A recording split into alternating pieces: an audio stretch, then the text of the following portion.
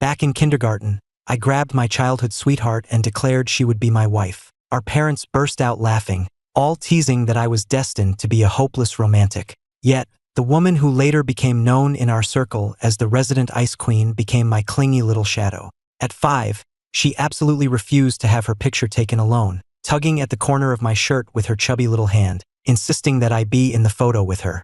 At 18, she cornered me on the way to school, her voice playful and coy as she said, "Ethan, you're mine. You can't run away." At 20, the moment we were legally old enough to marry, she couldn't wait to broadcast her love for me on the Jumbotron in Times Square. "Ethan, for the rest of our lives, I am yours." But at 25, she was drugged by a rival at a business gala and spent a night of passion with a male college student. Furious, I filed for divorce. She sent the guy out of the country overnight and knelt before me in the pouring rain, pleading, "Ethan, I was wrong. Please, forgive me just this once." Seeing her pale face, my resolve softened, but later I ran into them at the hospital. That same college student was accompanying her to a prenatal appointment. Her eyes red, she explained, "Ethan, 2 weeks ago, I was in a car accident while on a business trip overseas. He was the one who pulled me from the wreckage, risking his own life as the car was about to explode. He saved me. Then, I found out I was pregnant with his child, and my grandmother threatened to kill herself if I didn't keep it." She wrapped her arms tightly around my waist, her voice trembling. "Ethan, please don't leave me, okay? I swear, as soon as the baby is born, I'll send him away. I'll leave the child at the family estate. Neither of them will ever cross your path again." Swallowing the pain in my heart, I believed her again. The final straw came at an auction. She bid against me for my late mother's necklace, each of her bids more aggressive than the last. In the end, she made a show-stopping bid, won it, and then gave the necklace to that college student. I stormed into her private suite to confront her, but she just calmly explained, "He grew up poor, Ethan. It was the only thing here he really wanted. Can't you just let him have it?" In that moment, I just started laughing. I laughed until tears streamed down my face. "And what if I won't?" She frowned. "Ethan, don't be difficult. I'm due any day now. Once the baby is born, everything will go back to the way it was." I looked at her, and my heart felt as if it had been split in two with an axe. The way it was? What was that even like? Did she truly remember? "Chloe!" Julian's panicked voice came from behind him. He was leaning against the wall, his face pale. "I think I'm running a fever. I feel awful." Chloe's expression changed in a flash. She shoved me aside without a second thought and rushed to Julian's side. I stumbled backward, the side of my waist slamming into the corner of a table. Pain shot through me, and a cold sweat instantly drenched my shirt. My voice shook as I called out to her, "Chloe!" But she never turned around. She hurried away with Julian, leaving me with nothing but the sight of her retreating back. A life debt and now a child that belonged to them. "Chloe, you'll never be free of him. How could we ever go back to the way things were?" I numbly got into the car. The driver asked cautiously, "Sir, shall we head back to the house?" I closed my eyes. "Take me to my lawyer's office." 2 hours later, I walked into the hospital holding the freshly drafted divorce papers. Outside the top-floor VIP suite, the bodyguards saw me and awkwardly lowered their gazes. I stood at the end of the hall watching. Chloe had rented out the entire floor for Julian, with doctors and nurses at his beck and call. She never left his bedside, tensing up as if the world were ending at his slightest frown. Julian said in a soft voice, "I'm craving those soup dumplings from that little breakfast place in the West End." Without a moment's hesitation, Chloe grabbed her car keys and headed out. "Wait here. I'll be right back." I stood in the shadows, my heart aching as if it were being carved out of my chest. Only after she was gone did I push open the door to his room. The moment Julian saw me, he put on a pitiful expression. "Mr. Shaw, are you here to blame me?" "I'm so sorry. I really didn't mean any harm. I just loved that necklace so much. Even though Chloe took it from you to give to me, she just wanted to show me a bit of the high life. She said after the baby is born, she'll go back to you." I let out a cold laugh. "It's just the two of us here. You can drop the act." I was in no mood for his masterful performance. "Chloe gave you $50 million to disappear years ago, yet here you are, having gotten her pregnant. I know exactly what you're after." His eyes hardened, his expression turning awkward. "I'm done playing this game with you too," I said, holding out a document. "These are divorce papers. If I give them to her, she'll never sign. You need to find a way to get her signature on them without her realizing what they are." Julian bit his lip. "You've got it all wrong. I never wanted to break you two up. I cut him off. This is your one and only chance. Think it over. Julian stared at the papers for a long time before finally taking them. Thank you, Mr. Shaw, for giving our family of three a chance. A family of three. The words felt like a dull knife twisting in my chest, the pain so sharp it made my breathing hitch. Then I wish you and your family of three a lifetime of happiness. Back at the house, I pulled out a cardboard box and began to pack away everything that reminded me of Chloe. Chloe and I grew up together. There were too many memories to count. The first thing I put in the box was a photo album. I opened it to the first page, a picture of us when we were 5. She was wearing a little dress, a serious expression on her face as she stood beside me, but her hand was secretly clutching the hem of my shirt. Mrs. Davis, Chloe's mom, told me she'd refused to have her picture taken alone that day. That was the first time she showed that possessive streak of hers. The second was a button from her high school uniform. On graduation day, it was a tradition for the guys to try and get a button from the girl they liked. I stayed in my seat, but when I was packing up to leave, I found her second button lying in my desk with a note. You're only allowed to take mine. Even back then, she knew how to use her status as a Davis to keep other girls away from me. The third was my wedding ring. The very day I turned 20, she proposed on the Jumbotron in Times Square. As rose petals rained down from a helicopter, the ring gleamed in her hand. Her eyes were full of love as she slid it onto my finger and said, Ethan, for the rest of our lives, I am yours. If it hadn't been for Julian, I truly believed we would have grown old together. I gave a bitter laugh, placed all of it into the box, and threw the whole thing in the trash. The next morning, I was woken by a commotion downstairs. I walked out to see the staff carrying bag after bag of luxury goods into the living room. Julian stood in the foyer, shaking his head with a look of embarrassment. Chloe, this is too much. I never asked for any of this. Chloe looked at him tenderly. Just accept them. I bought them for you. I know you didn't have much growing up. Just then, she saw me. Her expression froze for a second before she said, Ethan, I'm sorry. I only bought things for Julian this time. Let me know what you want, and I'll get it for you later. Before I could say anything, Julian spoke up softly. Chloe, I've already prepared the one gift Mr. Shaw wants most. With that, he walked over and handed me a manila envelope. I opened it. Inside was the divorce agreement already signed by her. I stared at her signature on the papers, my heart feeling like it was being crushed by an invisible fist. Julian had actually done it. From now on, their little family of 3 could live happily ever after. And as for me, starting today, I would live only for myself. Then came the day Chloe was supposed to take me horseback riding, a trip she'd planned to help me clear my head. I didn't want to arouse suspicion, so I went along with it. Just as I finished changing, Julian appeared silently in the doorway. Chloe? Mr. Shaw? Are you two going riding? That sounds amazing. I've never been on a horse before. Could I possibly come along? He looked at Chloe with hopeful eyes.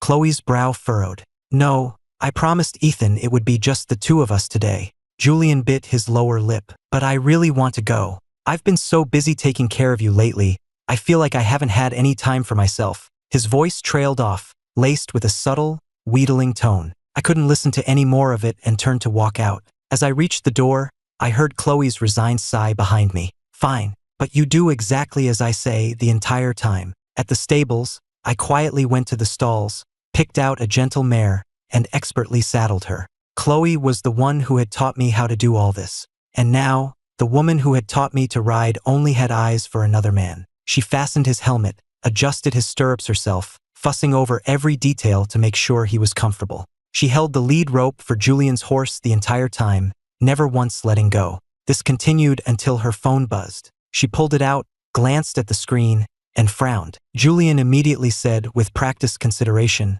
Chloe, you should take that. I think I've got the hang of it now. I'll be fine on my own. Chloe still looked worried, checking one last time that he was secure in the saddle before walking aside to take the call. I pulled my horse to a stop at the edge of the paddock, silently watching. The sun cast Chloe's shadow long across the ground. She was tapping the back of her phone with her index finger as she talked, a nervous habit of hers I knew all too well. Julian suddenly rode up beside me, a smirk on his face. Mr. Shaw, what do you think would happen if 2 horses were to collide? I've never seen that before. Before I could answer, he dug his heels into his horse's flanks, sending it crashing into mine. Both startled horses reared up. I gripped the reins with all my might, but his horse was completely spooked, shrieking as it bolted towards the fence. Out of the corner of my eye, I saw Julian accidentally lose his grip and tumble from the saddle. Julian! Chloe moved like a blur, diving to catch Julian just before he hit the ground. At that same moment, a whole herd of spooked horses broke through a nearby fence and began stampeding right towards me. As my horse bucked wildly, I screamed, "Chloe, help me!" But my voice was lost in the thunder of hooves. I saw her help the unconscious Julian to his feet and run for the exit without a single glance back. The dust kicked up by the stampede blinded me. I felt the reins rip from my hands as I was flung into the air. I landed hard, a sharp, stabbing pain shooting through my ribs, but it was nothing compared to the feeling of my heart being ripped to shreds. I curled into a ball on the dirt, listening as the hoofbeats grew louder, and slowly closed my eyes. I woke up to a piercing pain. When I opened my eyes, I was in a hospital room. I turned my head slightly and saw Chloe sitting by my bed, dark circles under her eyes. "Ethan, you're awake?" She leaned in, her voice thick with relief. "Does anything hurt?" I tried to speak, but my throat was too dry and raw. Chloe suddenly blurted out, her tone urgent. "Julian was injured in the fall. He has a blood clotting disorder, and he won't stop bleeding. The hospital is short on his blood type." My heart sank. "You're the only match," Chloe said, taking my hand. "Ethan, please, will you give him some blood?" It was absurd, utterly absurd. I snatched my hand away, the movement aggravating my broken ribs. I hissed in pain. She had left me to be trampled, and now, without a single word of explanation or apology, her first request was for me to ignore my own injuries and save Julian. "No," Chloe's brow tightened. "For the sake of our future, can you please just do this? Just this once. He's an innocent party in all of this. It's not like he asked to have a child this way." A chill ran down my spine. I stared into her eyes, searching for any hint of guilt, any flicker of concern for me. But in the eyes I had loved for 20 years, all I saw was impatience and anxiety. A nurse appeared at the door and whispered,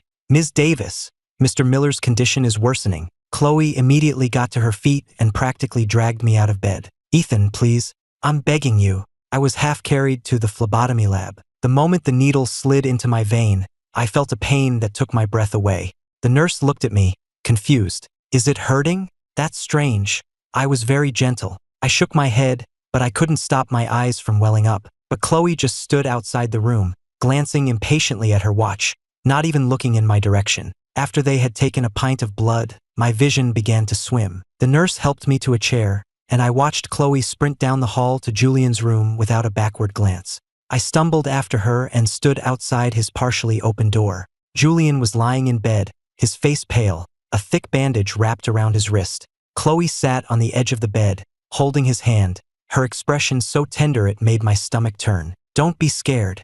It's going to be okay now," she soothed. "I'm here." My eyes fell on Julian's wrist. He was wearing a familiar string of wooden beads. I had brought them back for her from a spiritual retreat in Sedona 3 years ago. She had put them on and promised she would wear them for the rest of her life. And now they were on another man's wrist. She had given away the gift I had so earnestly sought for her. She had given it to Julian. The pain in my chest was unbearable. I couldn't watch another second. I turned and walked away. The next morning, a nurse came in to check on me. "Mr. Shaw, we just need you to fill out some paperwork for your file." She handed me a clipboard. I filled out the form robotically. When I got to the line for marital status, I paused, then wrote, firmly, "Single." The nurse looked at it, surprised. "Mr. Shaw, I think you might have made a mistake here. You checked, single, but isn't Ms. Davis your wife?" I replied calmly, "No, she won't be for much longer." The door was suddenly thrown open. Chloe stood there, staring at me in disbelief. "Ethan, what did you just say?" The air in the room went still. The nurse awkwardly clutched the clipboard and scurried out, leaving me and Chloe staring at each other from across the room. "Are you still angry about the blood transfusion?" She seemed to think she understood, stepping closer and reaching for my face. "It was a matter of life and death, Ethan. I didn't have a choice." I turned my head away, and her hand froze in midair. She studied my face for a long moment, as if searching for something, but finally, she just glanced at her watch and stood up. "It's time for Julian's medication. I'll check on you later." The moment the door clicked shut, I sank back onto the pillows, stared at the ceiling, and began to laugh. Chloe didn't come back for 5 whole days. I was discharged and went home. I made the soup I had promised, had the driver take it to the hospital, and then I started to pack. I didn't own much. a few changes of clothes.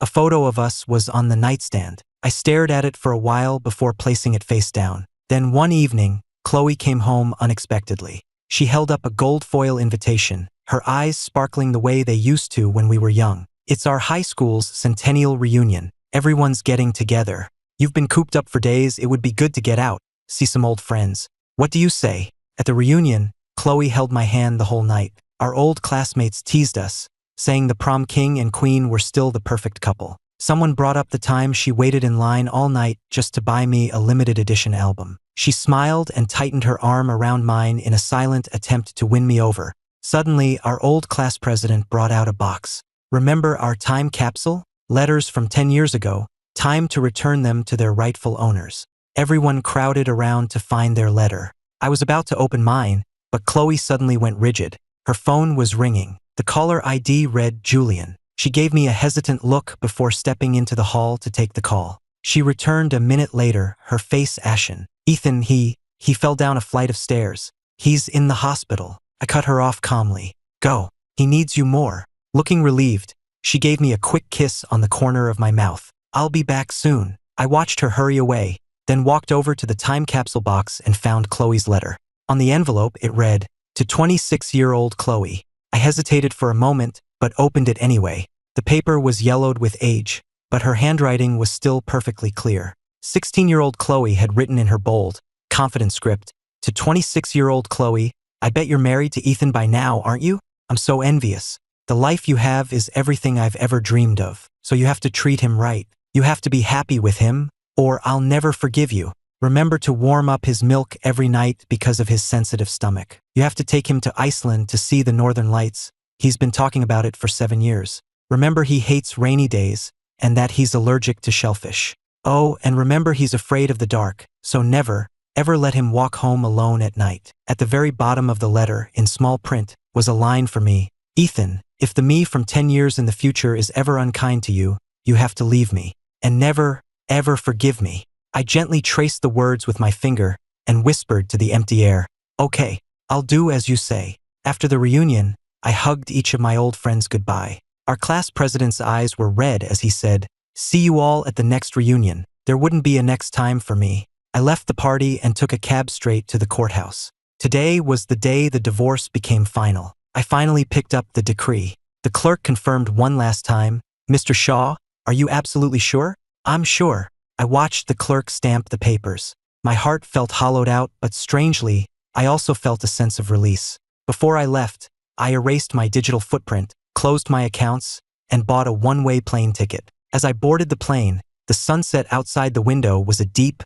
bloody red. I looked out the window and suddenly remembered being 18, with Chloe blocking my path after school, saying, "Ethan, you're mine. You can't run away." "You were wrong, Chloe. This time I did run away, and I was never coming back." When Chloe arrived at the hospital, Julian was sitting up in bed, his eyes red and swollen. "Julian," she said, rushing to embrace him, whispering words of comfort. Julian put on his most innocent face. "Chloe, I know the only reason I've been able to stay by your side is because of the baby, because your grandmother asked me to look after you. Chloe, the truth is," he paused, "the truth is, I've always had feelings for you. That's why I couldn't stand by and do nothing when I saw you'd been drugged that night." Julian tightened his grip on her hand. "It's why I had to save you from that car wreck. Chloe, could you ever accept me?" The more carefully he spoke, the more conflicted Chloe felt. She pushed him away, but couldn't bring herself to be harsh. "Julian, after the baby is born,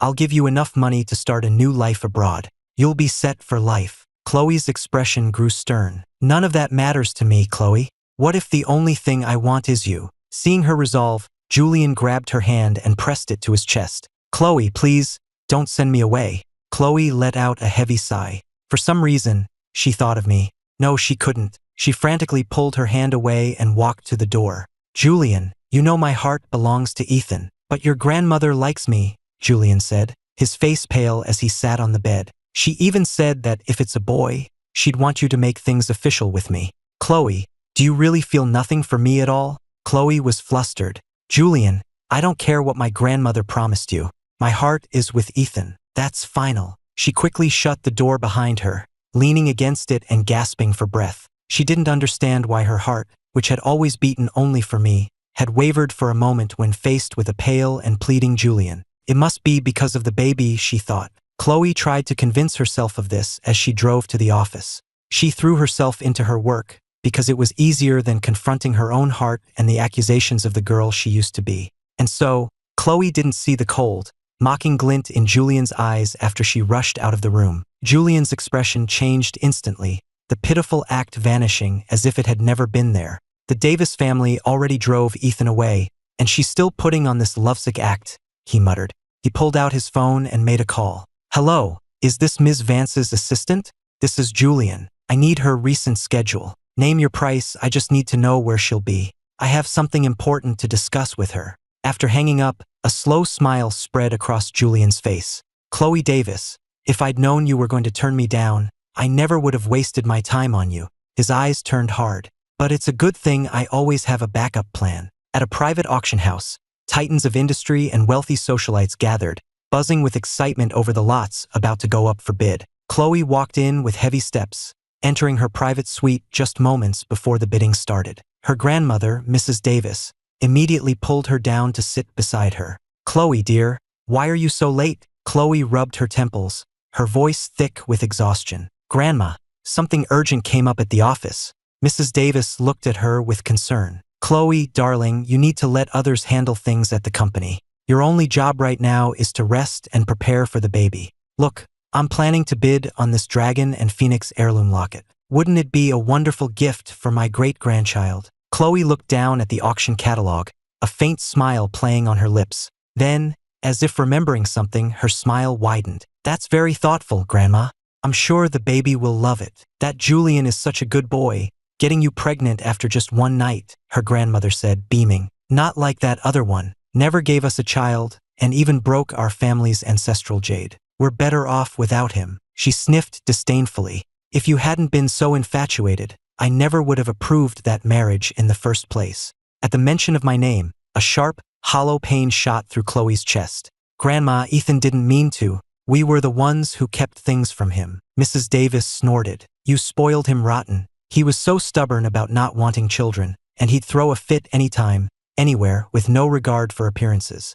The more she spoke, the angrier she became, slamming the catalog onto the table. Julian is so much better. Chloe could only force a smile and wait for the heirloom locket to come up for bidding. Next, we have the dragon and phoenix heirloom locket. Believed to be crafted by imperial artisans during the 18th century, it features an exquisitely detailed, intertwined dragon and phoenix, a truly rare masterpiece. The bidding will start at $5 million.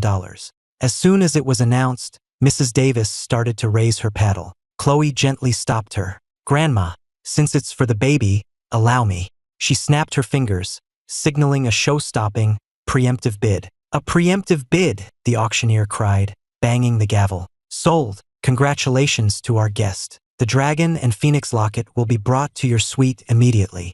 Mrs. Davis clapped her hands, overjoyed. Oh, Chloe, that's wonderful. Chloe smiled and rose from her chair. Grandma, now that we have it, I should get back to the office. Mrs. Davis nodded, squeezing her hand affectionately. Chloe, you must take care of yourself. If anything were to happen to you, I don't know what I'd do. Don't worry, Grandma. I know what I'm doing. She pushed the door open, glanced at her watch and sighed. But then a small smile touched her lips. After the baby was born, she would take a long break. She would spend time with Ethan. She had neglected him so much lately. Of course, Ethan had his moments of immaturity, too. As Chloe was lost in thought, a familiar figure flashed past her in the hallway. The man was in a hurry, slipping past her and into a private suite down the hall. She called out uncertainly, Julian? He clearly didn't hear her, disappearing into the room with none of his usual timid demeanor. Chloe's heart sank. She quietly approached the door. He must have been in a rush. The door wasn't fully closed, leaving a slight crack. The voices of a man and a woman from inside the suite drifted out to her. Ms. Vance, I'm your man. I did everything you asked. I got your frenemy pregnant with my child. Aren't you going to make an honest man of me? The familiar male voice hit Chloe's ears like a bolt of lightning. Her eyes widened in disbelief. It was Julian. Are you deaf? I told you from the start, I am never going to marry you, no matter what you do. From the sound of her voice, Chloe recognized her as Ms. Vance, her biggest business frenemy for the past several years. I don't care. After everything I've done for you, you owe me for emotional damages. Julian's voice was no longer the sweet, innocent one Chloe knew. It was sharp and venomous. He added with a nasty chuckle, or maybe I should just have a little chat with your husband. At the mention of her husband, Ms. Vance's voice dropped. How much do you want? Julian laughed and held up 2 fingers. 200 million, Ms. Vance gasped. You have the nerve to blackmail me? You shameless leech. You've already got your hooks in the Davis family, and now you're trying to shake me down too. Julian just smiled. But I only did it for you. I sold my body to get back at your rival, Chloe Davis. I drugged her. I wore a shirt just like her husband's to trick her. Then I found out she was traveling, so I arranged that accident and played the hero to save her. That's the only reason she brought me into her home, to let me stay until the baby is born. Ms. Vance, the Davis family treats me well now, but the second this baby arrives, she's shipping me off with nothing. This could all blow back on you. This is your last chance. Give me the 200 million, and I'll help you finish ruining Chloe Davis. Then you'll have nothing to worry about. Julian's cold, sinister laugh echoed in Chloe's ears. There was a loud crash. You drugged me on purpose. Every head in the hallway turned. The heirloom locket, the one she had just won, lay shattered on the floor. Mrs. Davis's face was a mask of fury and panic. How could you do this to my granddaughter? Meanwhile, elsewhere, I finally finished cleaning the shop, planting my hands on my hips and letting out a deep sigh. It had been almost 2 weeks since I left Chloe. I'd chosen to move to a small town in Oregon. The air was clean, the pace of life was slow, and it was exactly what I needed. The first thing I did when I got here was rent a small storefront, just big enough to open the coffee shop I'd always wanted. I looked at my reflection in the front window and broke into a wide smile. How long had it been since I'd smiled like that? At that thought, a dull ache surfaced in the heart I thought had gone numb. Chloe and Julian and their child were probably living happily ever after by now. Chloe! I whispered her name, then quickly shook my head, trying to force her from my thoughts. I had a new life now. I couldn't let the past keep hurting me. As I stood there, lost in thought, something warm and soft rubbed against my ankle. Meow. A little orange cat was winding around my legs, purring softly. Hey there, little guy, I said, surprised and delighted. I crouched down to stroke his soft head. The little cat immediately rolled onto his back, exposing his belly and purring up a storm. He seems to like you, a bright, clear voice said from nearby. I turned my head and saw a woman standing a few feet away. Oh, I'm so sorry, I didn't see you there, I said, quickly getting to my feet. The woman smiled and crouched down too. The cat immediately trotted over to rub against her hand, as if they were old friends. Is he yours? I asked. No, she said, a soft smile gracing her lips that, for a moment, I found captivating. She set down a bag of freeze-dried cat food and expertly scratched the cat's belly. I just started seeing him around the neighborhood a little while ago. I try to feed him when I pass by. So he's a stray? I asked, meeting her smile. I think so, she said, her voice as pleasant as her smile. I'm sure he'd love to have a real home. I watched her pet the cat. Her long lashes cast soft shadows on her cheeks, and for a moment, she looked a little sad. Something soft deep inside me stirred. Well then, let's go, I said, scooping the cat up into my arms. The cat didn't struggle at all, but the woman looked completely bewildered. I said, enunciating clearly, to get him neutered. Then I perched the cat on my shoulder and gave her a brilliant smile. I was already looking up the nearest vet on my phone. She let me pull her to her feet, still looking stunned as I found a clinic and started walking, the cat still on my shoulder. She stood frozen for a moment before grabbing her bag of cat food and hurrying to catch up. She cleared her throat and held out her hand. I'm Stella, by the way. It's nice to meet you. I stopped walking and took her hand, shaking it firmly. Ethan, I just moved here. Nice to meet you too. The cat, as if on cue, placed a tiny paw on top of our joined hands and let out a soft meow. We looked at each other and both burst out laughing. And with that laugh, the ghosts of my past that had been haunting me seemed to fade into the evening air. Stella walked beside me. So you're the one opening that new coffee shop on the corner. I nodded. Grand opening is tomorrow. Looks like I'll have a little mascot with me. The cat meowed right on cue and nuzzled my cheek. Stella chimed in. Well, I'll be there. I've been looking forward to you opening. A few minutes later, we arrived at the veterinary clinic. Back at the auction house, Mrs. Davis was livid. Explain yourselves. What is the meaning of this? The moment Julian saw Chloe and her grandmother in the doorway, he was so frightened he collapsed to the floor, his earlier arrogance vanishing like a mirage.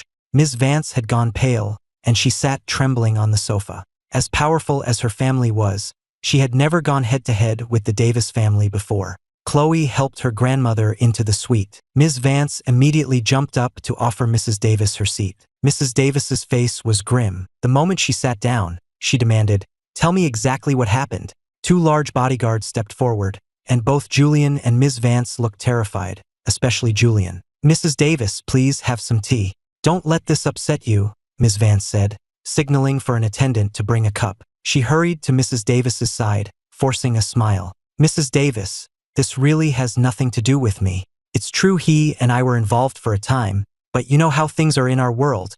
Mrs. Davis's expression hardened, and Ms. Vance quickly changed her tune. "He's nothing but a professional gigolo, con artist. I gave him $2 million and it wasn't enough. He used me, claiming he was doing it all for me while playing both our families for fools." Ms. Vance was a skilled liar, expertly painting both her family and the Davis family as innocent victims of Julian's schemes. Mrs. Davis's expression softened slightly. Chloe suddenly spoke up. "Ms. Vance, tell us the entire truth, and the Davis Corporation will call off its current offensive against your company. We can even discuss future partnerships." Her face was dark, and the temperature in the room seemed to drop. A flicker of hesitation crossed Ms. Vance's face. This could be an opportunity. She cleared her throat, forcing a sycophantic smile onto her wrinkled face. "I met him at a club. He was a college student, handsome, so I took him as my lover. At my age, with grown, married children, I could never make it official. Everyone knows our companies are rivals. Who could have imagined the monster would use my name as a cover to drug your granddaughter?" Ms. Vance's face darkened as she shot a look of pure disgust at Julian. "He got your granddaughter pregnant and then tried to blackmail me into marrying him. How could I possibly agree to that? I had him taught a lesson at that gala. I thought that would be the end of it, but he's relentless. He drugged Chloe and convinced you all he was some innocent victim." Hearing this, Mrs. Davis shot to her feet. "What a vile creature," she exclaimed, "to put my darling granddaughter through such an ordeal." Ms. Vance nodded vigorously. "Mrs. Davis, please, don't work yourself up. A child from such a wicked man, even if it has Davis blood, you can't possibly keep it. He's so manipulative for someone so young. Even I was completely fooled." Ms. Vance continued. "He came to me for money 3 times. The second time, I demanded proof of his claims. He threatened that if I didn't pay, he'd tell you all that he got the drug from me." Mrs. Davis stood frozen, as if time had stopped.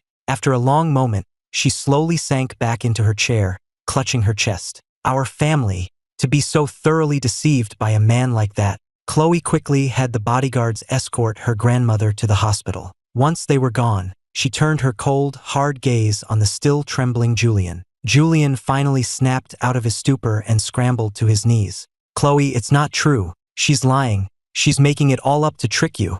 Ms. Vance cut in coldly. "That's my story. Feel free to investigate. You'll see soon enough whether I'm lying." Chloe's face was like ice, and the look she gave him was glacial. She said one word, her voice low and dangerous: "Investigate." At her word, Ms. Vance waved her hand, and 2 of her men appeared. Ms. Vance ordered them, "Take this man to the basement. Ms. Davis and I will question him ourselves." Julian screamed, "No, Chloe, please. Believe me. Don't believe her. It's all lies. I swear I didn't know what was happening that night." He was dragged away by his feet. As they pulled him past Chloe, he lunged and grabbed her ankle. "Chloe, don't you believe me? Weren't you excited about our baby?" He looked up at her, tears streaming down his cheeks. Any other time, her heart would have melted, and she would have rushed to comfort him. But now, she just stared down at him, her face a cold, blank mask. Taking her silence for hesitation, Julian blurted out, "Chloe, Ethan's gone anyway. Why can't we just be a family, the 3 of us?" A sudden, violent strength surged through Chloe. She lunged down and grabbed him by the throat, her voice a low, furious growl. "Who's gone?" Ms. Vance quickly backed away, turning her head. Julian clawed at her hands as she squeezed, his face turning a sickening shade of purple, tears and mucus streaming from his face. Chloe loosened her grip slightly, and he collapsed, gasping for air. The acrid smell of urine filled the room. Ms. Vance rushed over, covering her nose. "Ms. Davis, please calm down. Don't worry, I will personally deliver a full confession to your home." I guarantee it will be the truth. Julian finally seemed to understand the reality of his situation. The pitiful, innocent mask dropped, revealing a twisted, ugly expression beneath. He had nothing left to lose. Chloe Davis, he spat. No wonder Ethan was so desperate to divorce you. The words hit Chloe like a physical blow. Her hand went limp. Julian scrambled away from her, a vicious smirk spreading across his face as he looked at her stunned expression. You didn't know, did you? Ethan left you. He's long gone. Meanwhile, elsewhere. Stella, are you sure you're okay spending the whole day here with Nugget? I asked, setting a coffee down in front of her. The latte art was a perfect little cat face. Stella smiled. I'm fine. She couldn't resist giving Nugget another belly rub. After we'd taken the little guy to be neutered that first day, it just felt natural for him to stay with me at the shop while he recovered. Even with the cone of shame on, nothing could stop him from devouring his food, which is how he earned the name Nugget. And ever since that day, Stella had become a permanent fixture in my shop. She'd be waiting at the door before I opened and would only leave reluctantly when I locked up for the night. Thanks to Stella and Nugget, business was booming. My plan for a quiet, relaxed life had been replaced by days so busy I barely had a moment to sit down. Ethan, have you found an apartment yet? Stella asked one afternoon. I shook my head with a sigh. Nothing I've looked at has felt right. For now, I'm just staying here at the shop. I stretched, rubbing a knot in my shoulder. This makeshift bed isn't the most comfortable, though,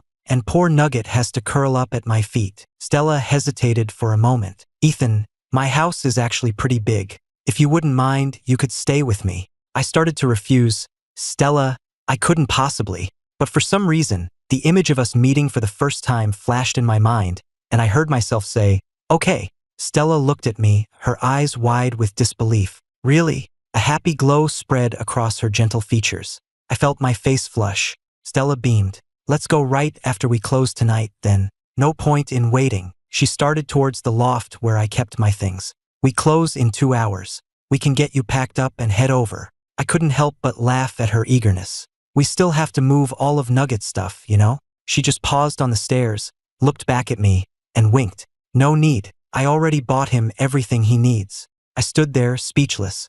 I was starting to get the feeling this woman had been planning this for a while. Meanwhile, at the Davis estate, Ms. Vance carefully and respectfully presented Chloe and Mrs. Davis with a full interrogation report and a video recording. The moment Mrs. Davis saw the contents of the report and the video, she looked as if she was about to faint. Chloe stared at the words on the page, her hand clutching the report so tightly her knuckles were white. On the night of the 19th, Julian Miller admitted to administering the drug himself, using a substance known to have potent and harmful side effects, with the express purpose of inducing pregnancy in Chloe Davis. Chloe let out a cold, bitter laugh, and the crumpled report slipped from her fingers. Ms. Vance quickly stepped forward. Mrs. Davis, please, rest assured. I will deal with this man. He will never trouble your family again. But a chilling smile touched Chloe's lips, her bloodshot eyes glinting with a terrifying coldness. That won't be necessary, Ms. Vance. The Davis family will handle him. A black sports car tore through the silent, empty streets.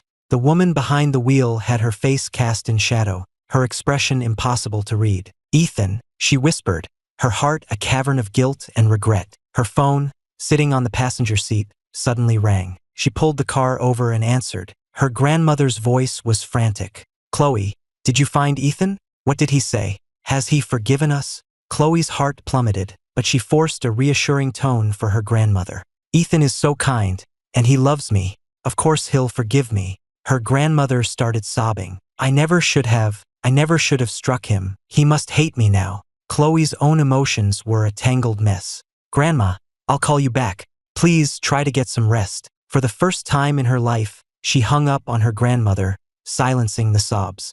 Ethan, you won't blame me, will you? She replayed the events of the past few months in her mind, over and over, until she finally slapped herself hard across the face.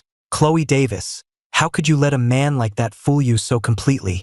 How could you neglect the person you love most in the world? She looked up at our house. It was dark. She probably assumed I was already asleep. Chloe got out of the car but stood frozen at the front door, unable to bring herself to go inside. Who would have ever imagined that Chloe Davis, the woman who commanded boardrooms and bent the market to her will, could be so utterly lost? Ethan, you won't blame me. You'll understand, won't you? She whispered to herself. But Julian's words echoed in her mind, and the panic in her chest swelled. Ethan loves me so much. He'll forgive me, she said, her voice shrinking until it was a whisper, her own words sounding hollow even to her. After everything she had done, could I really forgive her? When she thought about it, she realized it had been almost a month since she'd last seen me. She had spent all her time with Julian, never once stopping to think about the man she loved, waiting for her, alone, at home. It was only today, when the truth had been forced upon her, that she finally woke up and understood the magnitude of her betrayal. How long had it been since she had truly been with the man she loved? A sharp, violent pain lanced through Chloe's heart. Ethan, I will make this up to you. I swear it. She finally pushed the door open, and her heart, which had been hanging by a thread, plummeted into an abyss. The house was empty. A thick layer of dust covered everything, and the stale, musty air told her that no one had been home in a very long time. Panic seized her. She flipped on the lights, revealing the layer of dust that coated every surface. Ethan, real panic set in. She knew I was a neat freak. I would never have let the house get like this. As if possessed, she tore through the house, throwing open every door, yanking open every drawer. Her search was no longer for me, but for any sign of me. Chloe sank to her knees in despair. Ethan, did you really leave? You don't want me anymore? She had searched every inch of the house and found nothing. Not a single thing of mine was left. She felt hollowed out, a walking ghost in the empty house. Dejected, she wandered into the bedroom. When she opened the drawer of the nightstand, she saw a single manila envelope lying inside. Her eyes lit up with a desperate hope. Ethan, you did give me another chance. She tore open the envelope, clinging to that last sliver of hope. But when she saw the embossed gold letters on the document inside, the tears she'd been holding back finally broke free. Divorce decree. Her hands shaking, Chloe pulled out her phone and dialed my number. We're sorry, the number you have dialed is no longer in service. Please check the number and try again. The automated voice repeated the message, but Chloe, refusing to believe it, dialed the number again and again. She knelt on the floor, a pathetic figure, the official decree lying beside her, her silent tears splashing onto the cover. Her voice was heavy and dead when she called her assistant. Find my husband's location. The assistant, jolted awake, immediately snapped to attention. I'll get my contacts on it right away. After hanging up, Chloe picked up the decree again. She stared at my slightly too young photo on the document and remembered all the promises she had made to me. You have to treat him right. You have to spoil him rotten, or I'll never forgive you. Ethan, I'm so sorry. The Chloe she used to be would have despised the pathetic woman she had become. She would have wanted to destroy her, and it was all because of... A pale, grim smile twisted Chloe's lips, and a cold fire lit her eyes. Julian Miller, I will make you pay. At that exact moment, I was rescuing Nugget after he'd knocked over a tube of paint. I scooped up the mischievous cat, giving him a gentle tap on the head with my knuckle. You're interrupting the master at work, you little menace. Nugget let out an indignant meow, and the two of us began to playfully argue. Stella paused her painting to watch us, her eyes soft and full of affection. Her once quiet, empty studio was now full of life. I put Nugget outside the studio door and sighed, crouching down to clean up the mess of paint tubes he'd made. Stella knelt down beside me. I'll help, she said, and began tidying up with me. Suddenly, both our hands reached for the same tube of paint. I quickly pulled my hand back, but her soft hand gently covered mine, holding it there. From years of painting, her fingertips had light calluses, and the feeling of them against my skin was surprisingly distinct. I stammered, Stella, and tried to pull my hand away, but she suddenly tightened her grip, her fingers weaving through mine until our hands were clasped together. Then, she launched herself into my arms, sending the paint tubes we just gathered scattering across the floor once more. We were pressed chest to chest, heart to heart, and I could feel the frantic beating of hers against mine. Stella, what are you doing? Ethan, you have to know how I feel about you by now, don't you? She whispered, nuzzling against my chest like a cat marking its territory. And don't you dare say anything about being divorced, she said, suddenly bold as she shifted to sit on my lap. A strand of her hair tickled my ear. You told me that a dozen times when you first moved in. Were you trying to get me to back off? She gave my shoulder a playful, frustrated nip. You know I wouldn't. And you feel something for me too, don't you? I bit my lip. Stella, this isn't a game. I've been hurt before, and I know what that feels like. I don't want to be the one to hurt you. She looked me straight in the eye, her voice firm. You won't. You would never hurt me. She pulled back slightly, her earnest gaze meeting mine. Ethan, can you really not accept me? It's like someone who talks about wanting to adopt a stray cat, but then when one shows up on his doorstep, he turns it away. For a crazy second, I could almost imagine a pair of pointed cat ears drooping sadly in her hair. Someone just waltzes into your life, and then tries to leave without a word, she said, her voice laced with hurt as her hand slowly loosened its grip on mine. I bet by tomorrow you'll be insisting on moving out. And even if I came by the shop, you'd just look right through me, like I was invisible. Her voice faded as she started to push me away. Just forget I said anything. We can still be. I smiled. Who said I was turning the cat away? I'm keeping her. Stella froze, and I tightened my grip on her hand, stroking her back gently as if I were calming a kitten. Since you've already shown up on my doorstep, I guess I have no choice but to take you in. Stella stared at me for a long moment, then leaned in and kissed me. As the kiss deepened, she whispered against my lips, "So you won't abandon the kitten? You won't take back the home you've given her?" Kissed her back, breathless. "Never," I murmured, nipping gently at her lower lip as if to seal the promise. Meanwhile, back at the Davis estate, Julian was kneeling on the floor, his face a bloody, swollen mess. 2 bodyguards were taking turns striking him across the face, methodically and without pause. But Mrs. Davis was still not appeased. "How dare you deceive me?" she shrieked. "Deceive the Davis family." Chloe entered the room, her steps heavy.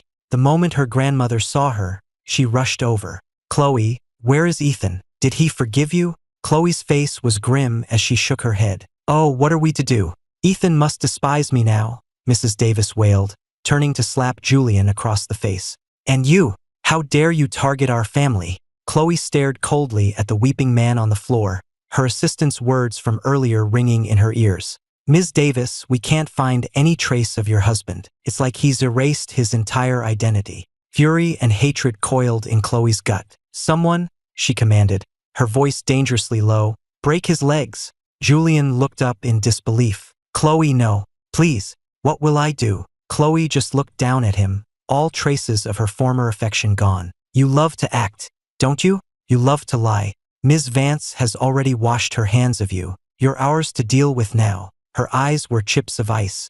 "Take him away.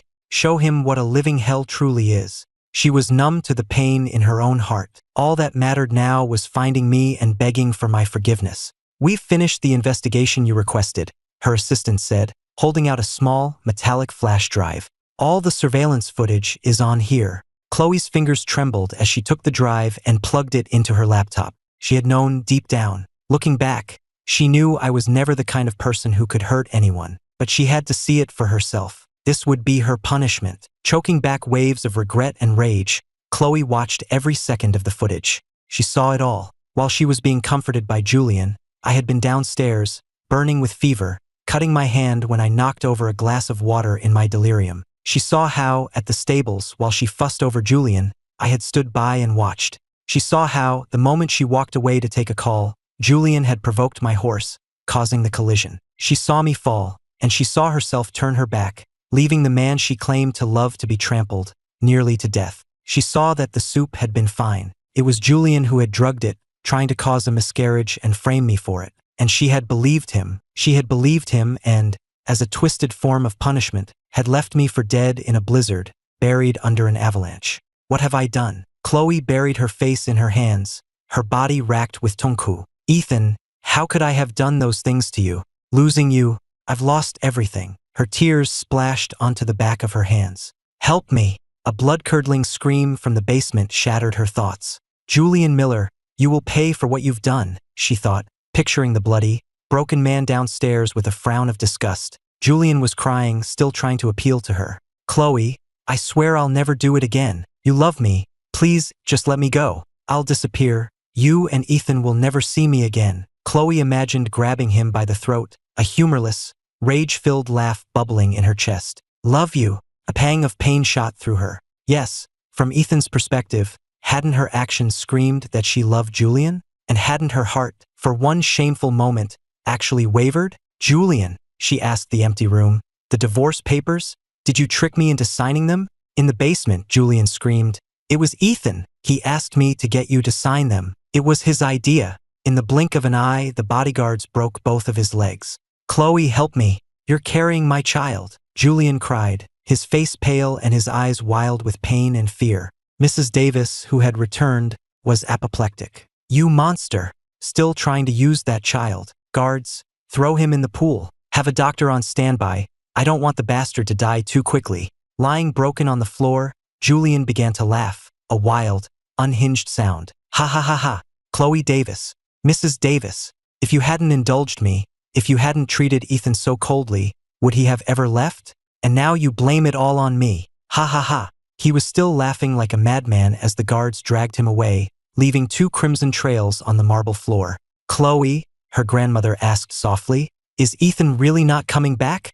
Mrs. Davis pressed something cold into her hand, pulling her from her thoughts. She looked down. It was the jade pendant I had broken, now painstakingly pieced back together with delicate gold seams.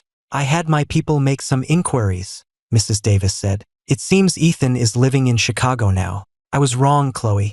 I will go to him myself and apologize. Chloe looked at her grandmother. The formidable matriarch seemed to have aged a decade in a single day. I will, Grandma, she said, her hand closing around the cool jade. I'll bring Ethan home, elsewhere. Stella and I were walking through the grocery store, her pushing the cart. Ethan, what do you feel like for dinner tonight? I smiled and listed a few of my favorite dishes, and she agreed to each one, a happy light dancing in her eyes. She squeezed my hand as we walked out of the store, our cart full. I swung our joined hands playfully. I need to stop by the shop to roast some beans for tomorrow. Care to join me, my great artist? Stella leaned over and kissed my cheek. Of course. This sweet, domestic moment was witnessed in its entirety by a third person. Chloe suddenly lunged forward, yanking me away from Stella with surprising force. Ethan, she cried, her voice thick with jealousy as she tried to kiss my face. How could you? How could you let another woman touch you? Ethan, how could you do this to me? Her eyes were wild and red-rimmed. Her voice choked with a pain that felt like a knife twisting in her gut. Do you have any idea how much it hurts to see you kiss her? She clung to me like a madwoman, her grip like iron, refusing to let go no matter how much I struggled. She pressed her lips to mine, trying to erase the kiss from another woman. Ethan, you're mine. You can only be mine. Stella stepped forward. Let go of him, she yelled, and slapped Chloe hard across the face. The sting of the slap made Chloe stumble back, her grip on me finally loosening. I scrambled away from her. Stella! Stella immediately pulled me behind her, her expression fierce and protective, her hand gripping mine tightly. Chloe wiped a trickle of blood from her lip, her eyes still fixed on me, bloodshot and pleading. Ethan, I covered my ears, unwilling to hear another word she had to say. Ethan, please don't do this. I had an abortion. The baby is gone. I'm clean now, she said, my rejection hitting her like a physical blow. You're killing me, Ethan. Please, just look at me. I'm begging you. She had shed every ounce of her pride, her dignity, begging me in a way I'd never seen before. I just closed my eyes. Seeing my distress, Stella stepped between us. Chloe, just leave him alone. Her usually gentle face was hard as stone. Haven't you hurt him enough? What gives you the right to show up here and do this to him? Chloe didn't even look at her. Her pained eyes were fixed on me, standing behind Stella. Stella said nothing more. She just took my hand, hailed the first cab she saw, and pulled me inside. The taxi sped off, leaving Chloe standing alone on the sidewalk. She watched us drive away, a pain so deep it felt like her heart was being torn from her chest. So this is what it felt like, she thought. This was the pain Ethan felt when he watched her leave with Julian. If she had known, she never would have let Julian set foot in their lives. Ethan, are you okay? I opened my eyes. I was lying in a soft, comfortable bed. Stella was sitting beside me, her face etched with worry. When she saw my eyes open, she let out a breath of relief. I rubbed my eyes. Stella! A mug was already at my lips. Don't think about it, she said softly. Just drink some water. I nodded and took the mug from her. Nugget immediately jumped onto the bed and began rubbing against my hand, meowing anxiously. Stella gently petted his head. He's been waiting for you to wake up. She then looked at me, her eyes full of warmth. I made you some of your favorite vegetable soup. Promise me you'll just rest and try not to think about it. I looked into her kind eyes, and my heart began to beat a steady, reassuring rhythm. I've already arranged for the shop's deliveries, she said. After you eat, I'll go take care of things. You just stay here and rest. She leaned in and gave me a long, sweet kiss before pulling away reluctantly. I'll go get your soup. Stella smiled and turned to head downstairs. Ethan, please look at me. Chloe was standing behind me in the coffee shop the next morning, her voice thick with unshed tears. I ignored her, continuing with my morning routine of opening the shop as if she wasn't there. Ethan, please, just listen to me, she pleaded, following me inside as I switched on the espresso machine and started washing mugs. She froze, a long-forgotten memory suddenly surfacing. Chloe, all I want in life is to be free and relaxed, a younger me had said, as we sat side by side under the stars. Ethan, whatever kind of life you want, I'll be right there with you, a younger Chloe had replied, her voice still girlish. We were in middle school. You wouldn't understand, Chloe, the boy had said with a sad smile. The girl had gotten defensive. Why wouldn't I? The boy had hesitated. Chloe, you're going to be the heir to the Davis Corporation. You'll have the weight of your family and the company on your shoulders. You'll have to marry someone who benefits the business, have a bunch of kids, and train them to take over. I don't want that life. I just want to open a little coffee shop and spend my life with someone I love, being free. The girl had grabbed his hand. I won't be like that, Ethan.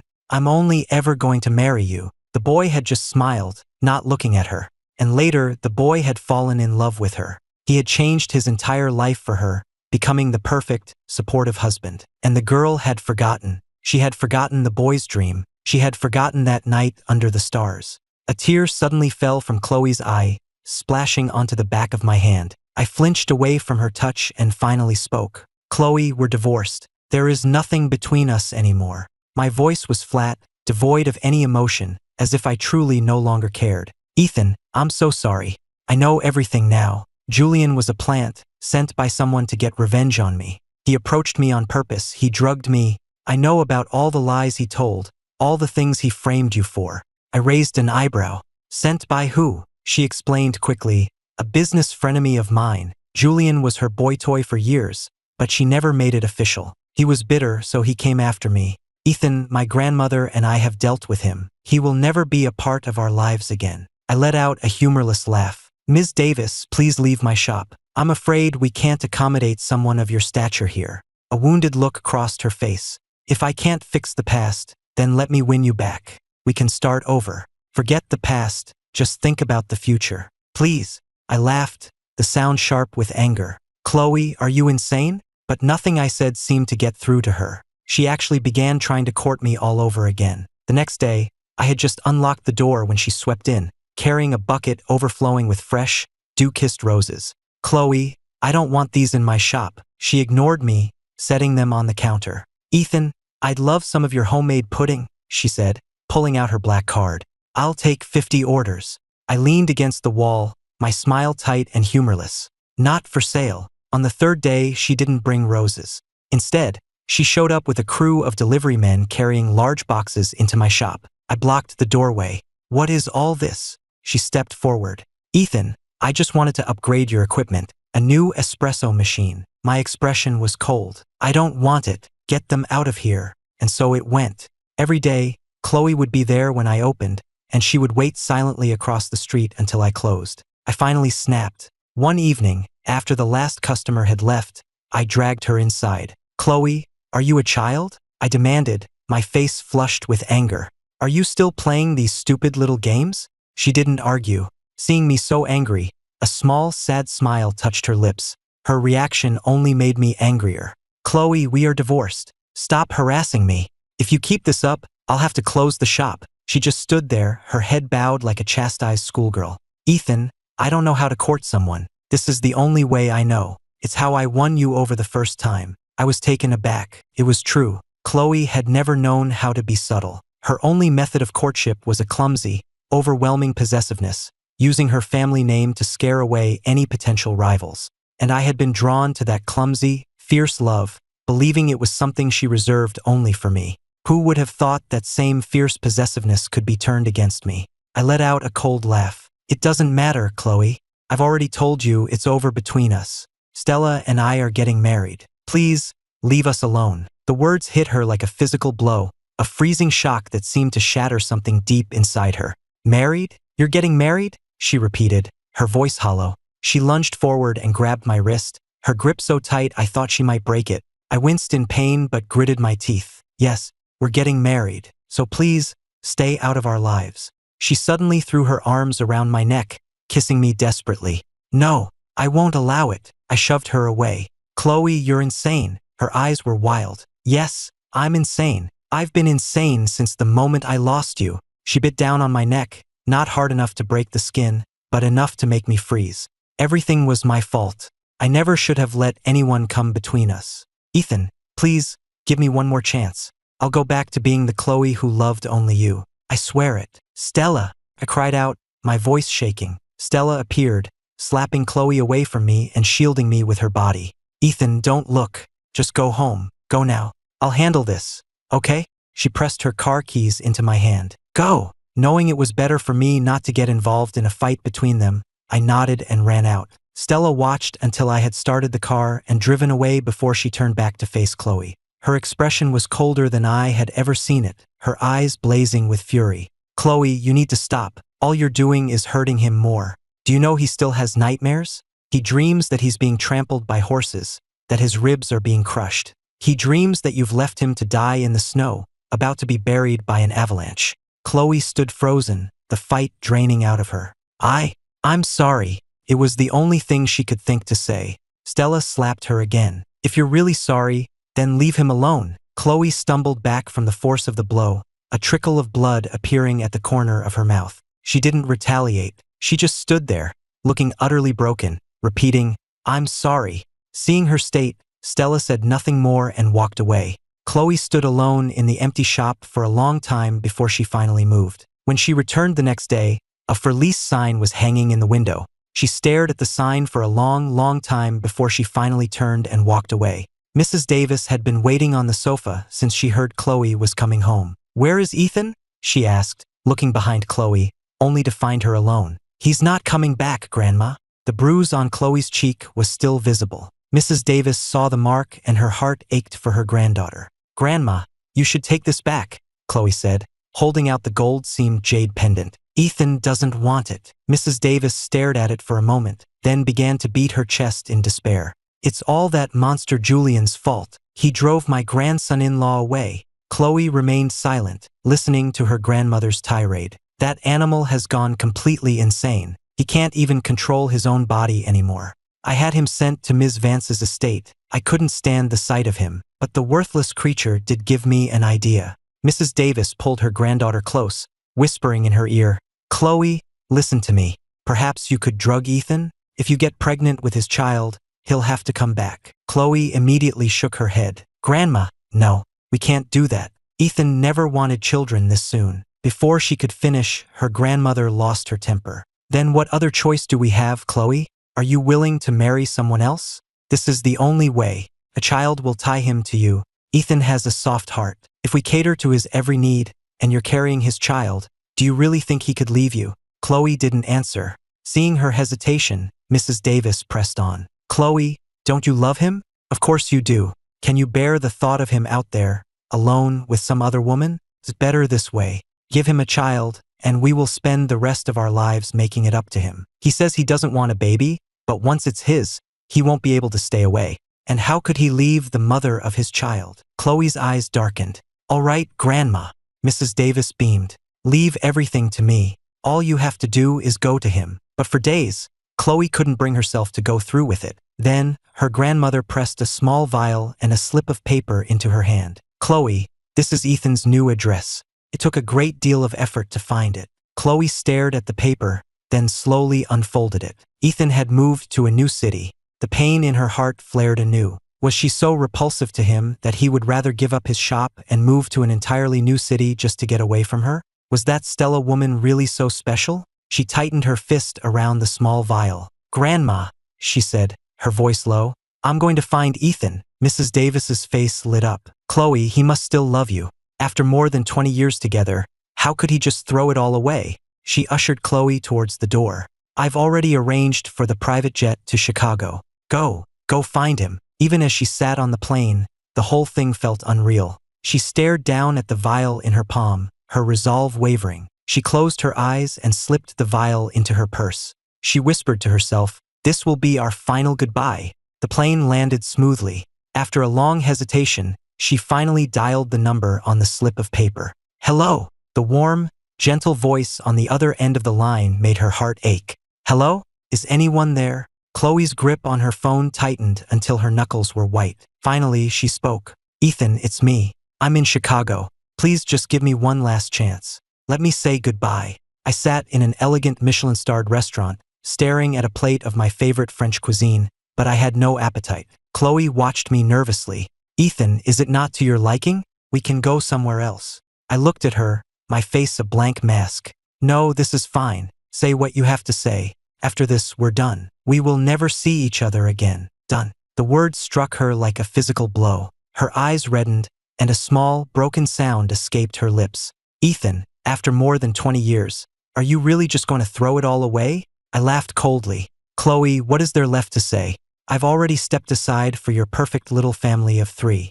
Her face was a mask of regret. Ethan, don't say that. I got rid of the baby. We can have our own child, a child that belongs to both of us. She looked at me desperately, searching my face for any lingering trace of the love I once had for her. But I just stared back at her, my expression cold, and delivered my ultimatum. Chloe, say what you need to say. I have somewhere else to be. Seeing my cold indifference, she was too hurt to speak.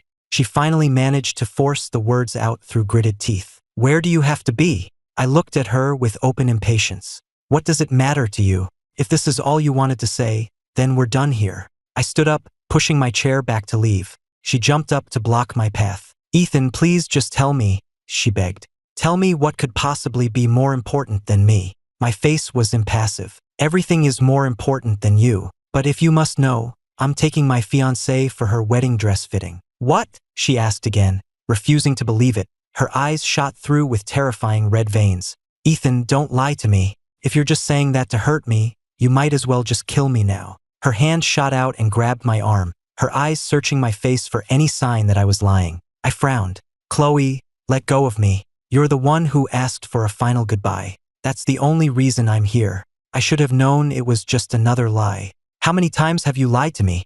Chloe, I've lost count. You've been lying to me since the day you told me you were pregnant. I just want to be free of it. Let me go, Chloe. For both our sakes. There is no future for us. I have my life now and you have yours. Can't we just leave it at that? But the last thread of her sanity had already snapped. She couldn't imagine a life without me. Ethan, I can't live without you, she sobbed. Please come back to me.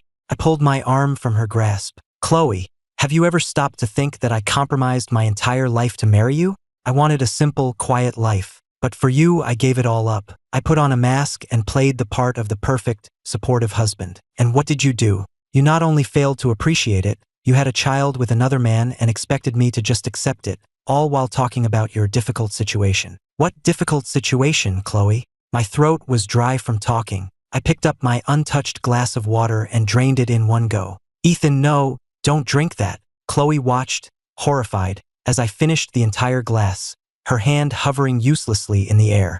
I looked at the empty glass, confused. What? Is there something wrong with the water? Quick, Ethan, come on, I'll take you to the hospital, she said, grabbing my arm and pulling me out of the restaurant. I tried to pull away. What are you doing? But a strange heat was already spreading through my body. She managed to bundle me into her car. What's happening to me? I mumbled from the back seat. The car's first-scented air freshener suddenly seemed like a potent aphrodisiac, and I let out an involuntary groan. Chloe's heart flooded with regret. She had arrived at the restaurant early and, on a terrible impulse, had spiked my water. Now, her grandmother's words echoed in her ears. I seemed to be losing my senses, driven only by a primal urge to get closer to her. Her eyes darkened. Ethan, do you know who I am? Seeing me, disheveled and vulnerable, she could no longer contain the possessive love that surged within her.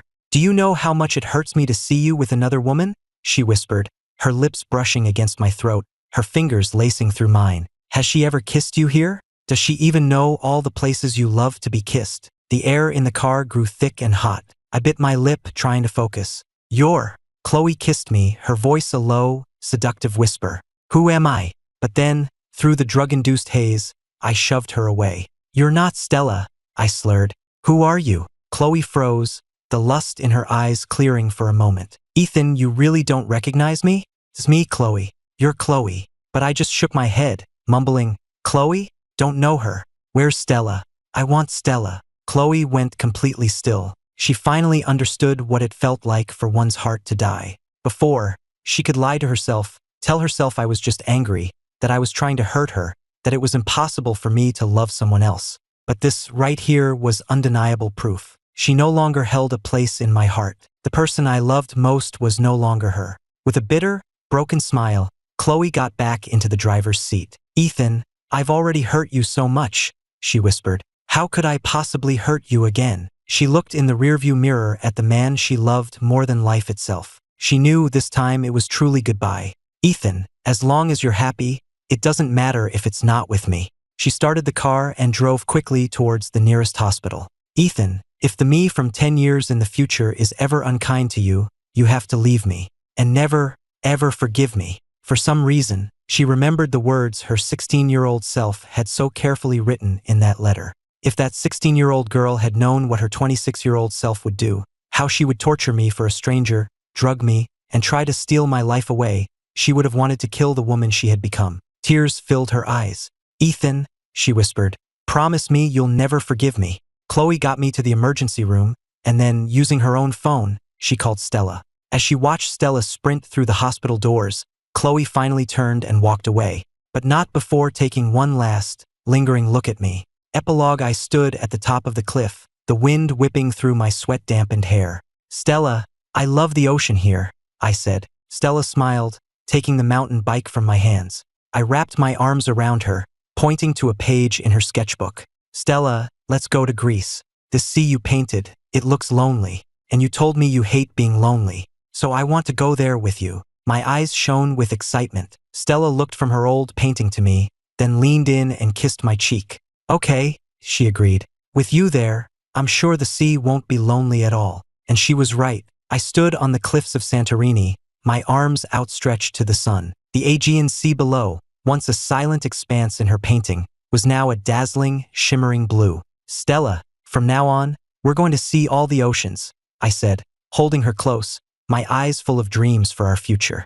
"Every single one in the world." She didn't treat it as a joke. She looked at me seriously and said, "Okay, and I'll paint every single one, with you and me and Nugget, right there on the shore." She kissed the corner of my mouth, a soft, gentle press that felt like a promise. "It's a promise," she whispered, "to see all the oceans, and to always, always, always be together."